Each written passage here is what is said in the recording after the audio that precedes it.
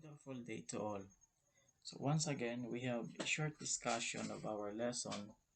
This is about thesis title. A thesis title is a short header of the paper, which usually consists of two parts. The first part contains information about the topic of the work, and the second section is about the methods of research. The main objective of the title is to attract the reader's attention and give brief description of the paper. So tatandaan natin lagi na kapag gagawa tayo ng thesis title, kinakailangan ay it contains information about the topic. Ibig sabihin, sa pamamagitan pala ng title, malalaman na ng readers natin kung ano yung nilalaman ng ating study or kung ano yung topic o na tinatalakay doon sa ating study. And also, sa pamamagitan ng title natin, makikita agad nila what kind of methodology, the methods of research, kumbaga, ano yung methods na ginamit natin sa pagkakandak ng study. So, sa pamamagitan pa lang ng title, makikita na agad yun. At tatandaan natin na yung ating title dapat it describe the paper. Brief description. Kumbaga sa pamagitan ng title, dinidescribe niya na ano yung kabuuan ng ating study. So we have characteristics of a good research title. Number 1, it should predict the content of the research paper. So sa pamamagitan pa lang ng ating title, sabi nga natin kanina, mapipredict na natin what is the content of our research paper. So makikita na agad ng ating mga readers sa pagbasa pa lang ng title kung ano yung nasa loob ng ating study o ng ating research paper. Number 2, it should be interesting to the reader. Pag sinabi nating interesting, pag nakita niya yung title, maiinggan nyo pa yung ating readers, no, to continue reading the research study na ating ginawa. So, hindi yung pagbasa pa lang ng title, ayaw nang ituloy ng reader. So, dapat interesting siya. So, dapat ay sa pamamagitan pa lang ng title ng ating thesis, ma-encourage na natin yung readers to continue reading. And number 3, it should reflect the tone of the writing. So, hindi siya dapat taliwas kung ano yung tinatalakay mo doon sa loob ng iyong study. So, kinakailangan nire-reflect niya yung kung paano mo sinulat yung iyong research study. And number 4, it should contain important keywords that will make it easier to be located during a keyword search. For example, in-upload natin, nag-publish tayo ng isang ng ating research, no? Then sa pamamagitan ng mga words na mga keywords na ating ginamit, madali siyang ma-locate, madali siyang ma-research, no? Madali siyang makita.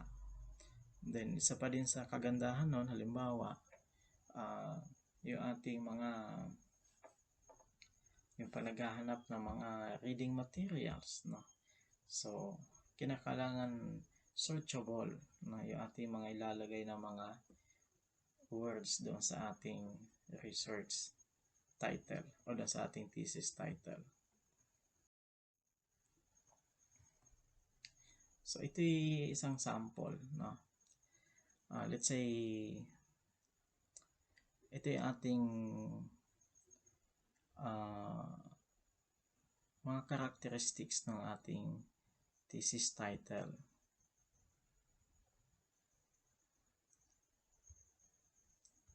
So, nandyan yung predicts, Yung interesting ba siya, predicts content, interesting ba siya, reflects tone, important keywords, no? So, titingnan natin ito ating mga title. Let's say, we have benefits of meditation for the nursing profession, a quantitative investigation. So, yan yung ating title. So, may predicts, does it predict contents ba? Okay, yes, no? So, pinipredict niya naman. Interesting ba siya? Yun lang, hindi siya interesting, no? Yung ating title. Kasi, ano ngayon kung may benefits dyan sa meditation, no? Reflex tone? No.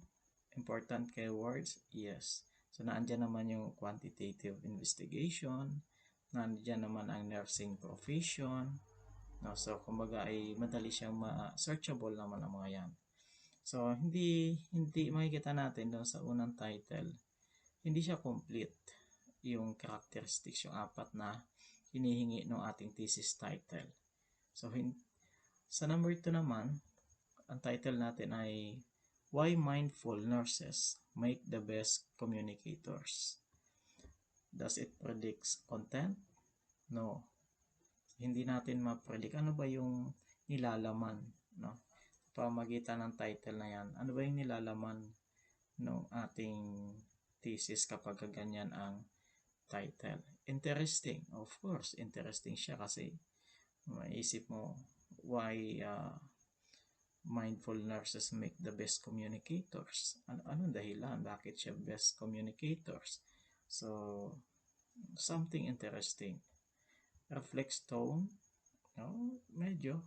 Kasi doon sa ating title ay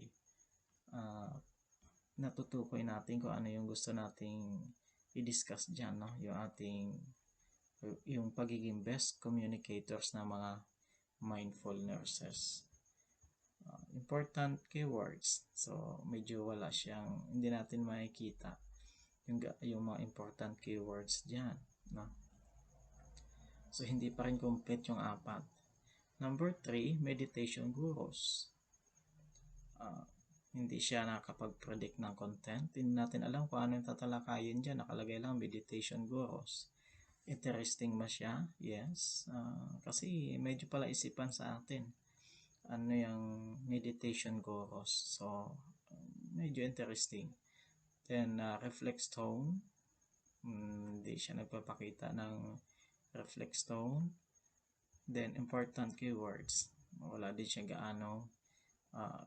Wala siyang important keywords na pag nag-search tayo. Yung last nating sample ay ang title natin, Nurses on the Move, a quantitative report on how meditation can improve nurse performance. So itong title na ito, titingnan natin kung siya ay nagtataglay ng apat na characteristics na yan. So, siya ay nakakapag-predict o predict content. So, yes. Interesting ba siya? Oh, yes. No?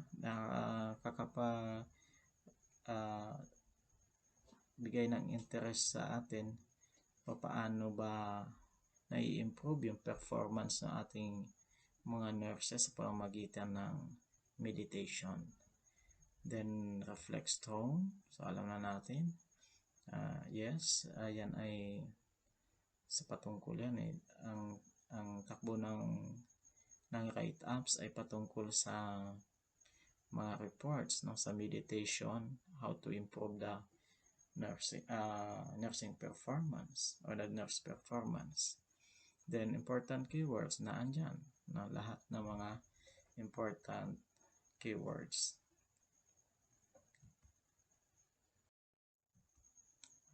So, ano yung mga tips na pwede nating pagbasihan on how to write an effective research paper title?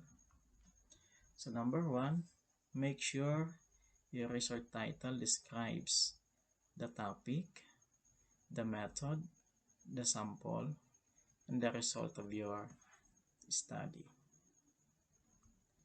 So you can use the formula. So your result, then colon, then method, topic, and then the sample. So example, meditation makes nurses perform better. So that is the result. So ano naman yung method? Equalitative study. So that is the method. Ano yung topic? Mindfulness meditation. Then sino yung sample natin? German nursing students. So makikita natin, it follow the formula. Meditation makes nurses perform better. Equalitative study of mindfulness meditation among German nursing students. So naandyan ang result, naandyan ang method, naandyan yung topic, at naandyan yung yung sample. So tatandaan natin lagi yung formula. Result, method, topic, and then sample.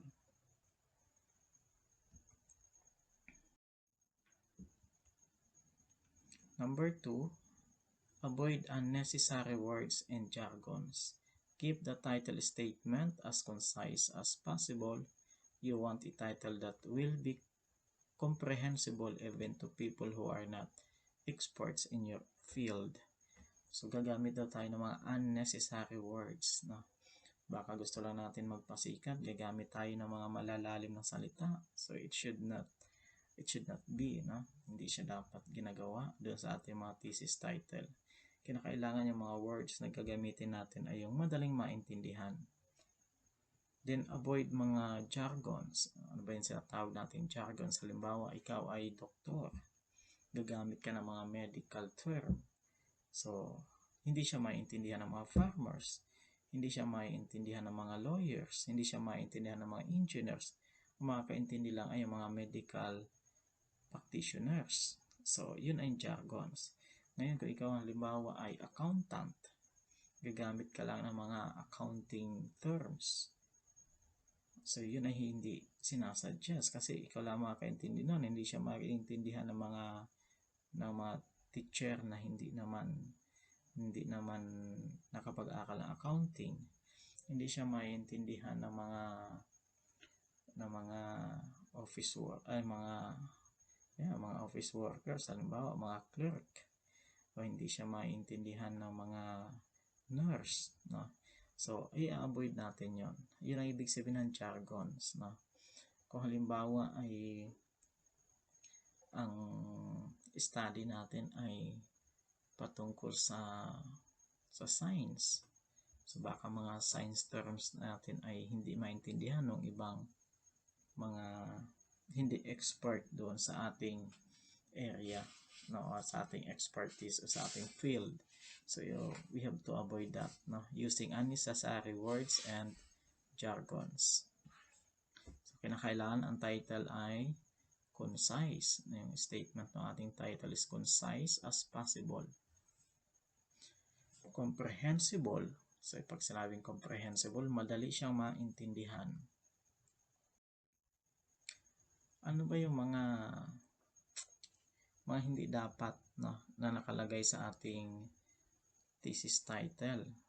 So the period generally has no place in title.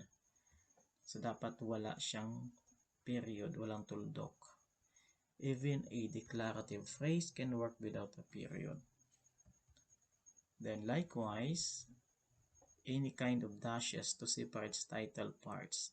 So hindi dapat naglalagay ng mga dashes, no? So po pwede yung mga hyphen para i-link yung dalawang words. Po pwede yun, no? Po pwede pa. Chemical formula like H2O, CH4, etc. So dapat ay hindi natin yan ginagamit. Instead na H2O, dapat buo siya water, no? Mga ganon. Hindi tayo dapat instead use their common or generic names. Ano yung common name? Ano yung generic name? Hindi dapat formula. Then avoid Roman numerals. Example, yung mga nandyan. Yan 3, yan 9. Ganyan ang pagkasulat. So it should be, it should not be like that, no?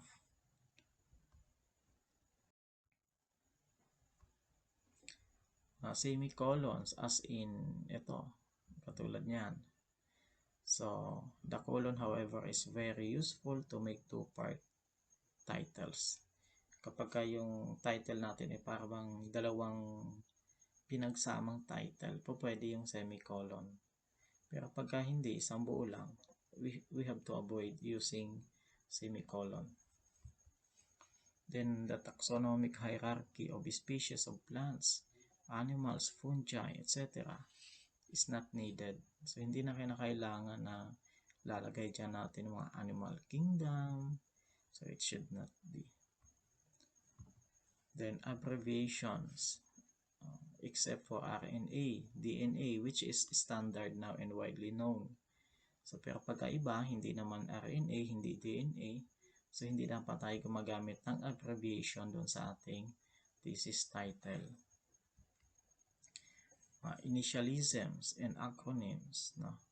Halimbawa, CA, baka ma-confuse tayo, malito tayo, maging ganyan na CA. So hindi dapat na walang mga initial o acronym. Halimbawa, yung mga pangalan ng school, so hindi dapat initials kundi buong pangalan, o kung ano mang yung lugar, no? So mga ganon. Then avoid question marks. So this tends to decrease citation, but posing a question is useful in economics and philosophy papers, or when the results are not so clear-cut as hoped for. No? So hindi tayo dapat gagamit gaano ng mga question marks doon sa title. So title pala nag-uusapan natin, no? Uncommon words or a few are okay, but too many can influence almetric scoring. So huwag tayong gagamit ng mga uncommon words. Hindi ibig sabihin ng mga uncommon, yung hindi gaanong ginagamit, hindi gaano naiintindihan ng iba. So halimbawa, baka alam natin yung mga words ng mga o lingwahe, mga language ng LGBT, tapos lalagay natin doon puro may language ng LGBT. Hindi siya maintindihan ng ibang mga magbabasa na hindi alam ang mga language ng LGBT. Then yung mga numerical exponents or units. So example, km to the -1 or kilometer per hour. So dapat buo siya, no? Hindi siya dapat ganyan. Buo natin isusulat yung pangalan. Then yung mga vague terms, example, yung mga with could be rewritten with a more specific verb. Amongst, so rectified by simpler word ordering. So dapat ay ingatan natin yan o iwasan natin. Mga cryptic complex drug names, no? Halimbawa mga sa medicine ang ating study, so dapat ang gagamitin natin mga generic name. So halimbawa ay paracetamol instead ng medical, no? Paracetamol, that is the generic name. Medical, that is the brand name. So we have to avoid using brand names. So kinakailangan ay mga generic lagi. Paracetamol, mefenamic, no? Mga ganon. Okay. Obvious or non-specific openings with a conjunction. Example, report on, a study of, results of, an experimental investigation of, etc. So this don't contribute meaning. Alisin na natin yan, pampahaba lang yan eh.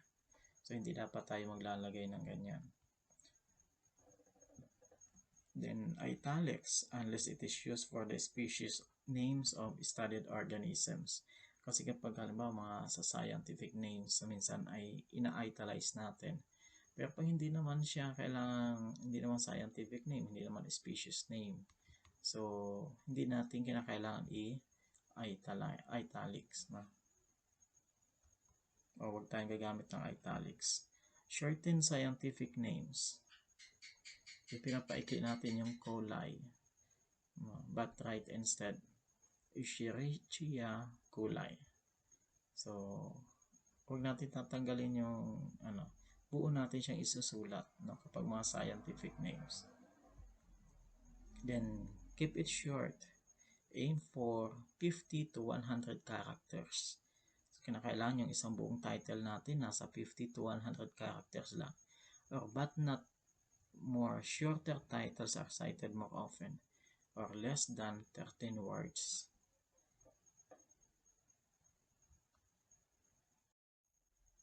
Then make sure your title is between 5 and 15 words in length. So ganun lang kahaba siya. Pag 16 words na, hindi na siya ina-advise, no? Of course, pagka sa pagbibilang naman ng mga words, yung mga katulad yung mga is, in, hindi kasali siya.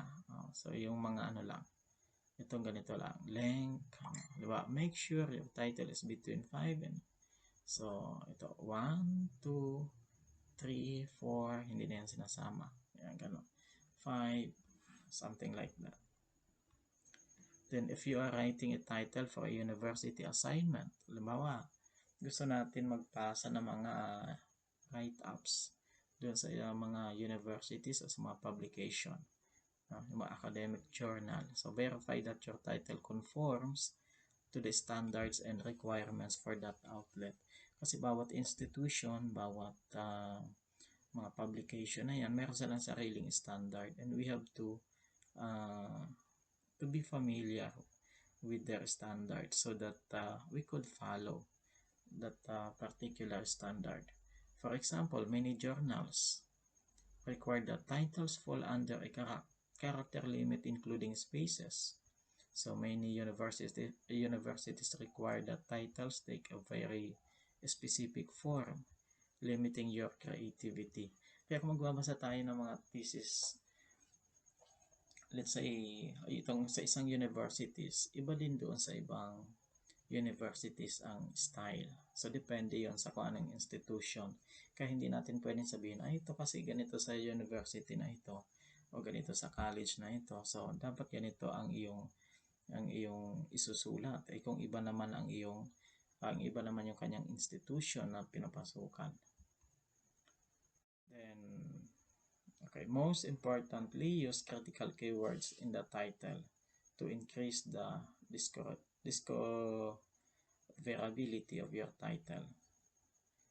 Yung mga keywords, kanina pa natin yan inuulit. Then use a descriptive phrase to convey the purpose of your research efficiently.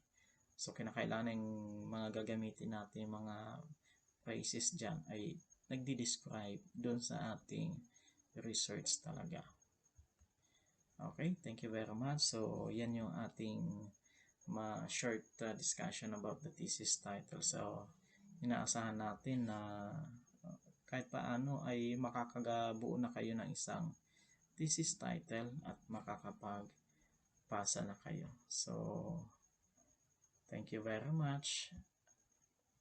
And until next video lesson.